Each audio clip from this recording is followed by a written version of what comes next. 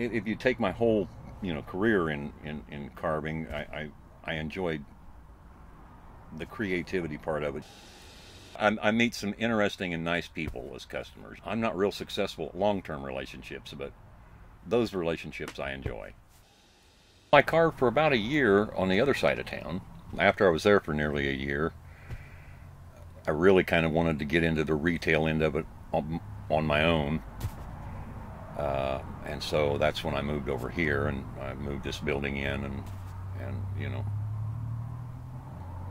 it's just really, this is a real good setting. I've got a place where I can stay here 7 days a week, which that's the way this business is. In other words, you just never can tell when somebody's going to show up or not show up. Somebody could come in, right now and buy a $300 carving.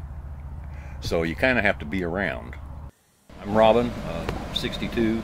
I was born in Indiana. I was a counseling psychologist in the church.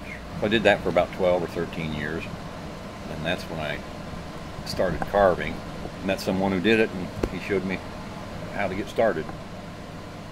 That was about 20 years ago. I don't leave here to go to sit down somewhere and have lunch, because that could be the 15 minutes or the half hour or hour that somebody stopped by here and would have bought, something. But fortunately, it doesn't bother me like it did when I was in my 40s. In other words, I don't want to go anywhere. I don't drive 25 miles a week. I see my biggest responsibility in the business now as selling it. Carving is only half of it. The other half is selling it. So either you have to have a place of retail where you sell it yourself, and of course there's you make a lot more money, or you sell it wholesale. And I sold wholesale for about 5 years. But yeah, it's just carving it and having a place to sell it. That's the challenge. I carved for about a year on the other side of town. Over there, I had to carve right where we were selling it, and I didn't like it, at all. It was a maintenance nightmare. I knew that, wherever I moved, this was going to be the last move, and I knew that this area was good for the carvings. I haven't done that much carving in the last, several months, mainly because I just have not been feeling well. So 2.5 hours of carving is about all I've got in me anymore. I've had 3 heart attacks, and I went through a period of time, and that's why I quit carving, was I was having these, what they call ischemic attacks. They're mini strokes. The thing of it was, there were several of them, but all of them came when I was carving. And all of a sudden you get that feeling, so I would just throw my saw down and sit down so that I didn't fall down. But it got me worried, you know what I mean? That, in other words, an accident was going to happen. So I didn't carve for a couple of years. One of my lungs collapsed this last July. The truth is, who knows, I could live another 10 years. But in counseling, you wouldn't believe how many, mostly women, whose husbands died, they didn't even know how to handle their checkbook. And they didn't have a foggiest clue, almost how to just live in general, without that person. I'm not going to put her through that. My goal right now is to make sure that my wife can continue and make a living when I'm dead. That's my goal. So I've been teaching her to make things that she had not made before, and working with teaching a couple of young men, to carve, so that way she can do what I do, now, in other words, I hire them to carve certain things. I or my wife will finish it.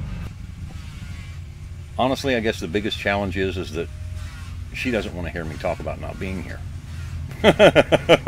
But that's the whole purpose of her learning the business. She's really gotten good with us all. Makes little bitty 10-inch tall, 11-inch tall bears and carves clothes on them and everything. She can finish a 5-foot bear. She finished that big bear that's out there now. It's 5 foot. But she just can't handle it from the start. She can't use the bigger saws it takes to get the big major cuts off of it. And, she'll need somebody that can do that kind of stuff, and yet then, she can finish it up. Have a little higher dollar, item. Yeah, there's nobody I trust more than her.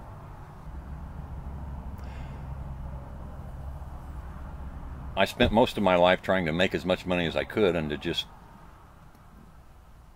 can I say pissed it away? And so now I'm you know, in a situation where I don't need anything. I mean, there's nothing that I feel I absolutely have to have. You know, I mean, besides food and all that. But in other words, I don't go out and buy junk anymore. Cars used to be my weakness. If I had all the money I've spent on new cars in my life, I wouldn't have to work anymore. Spending it all and having nothing, and finally came to a conclusion that I really didn't need anything. I just don't care about the money anymore. This story was crafted during the 12th Annual Woodall Weekend Workshop, which is run by the University of Georgia's Henry W. Grady College of Journalism and Mass Communication, with the generous support of Henry and Linda Woodall. Additional logistical support was provided by the Times Courier of Gilmer County.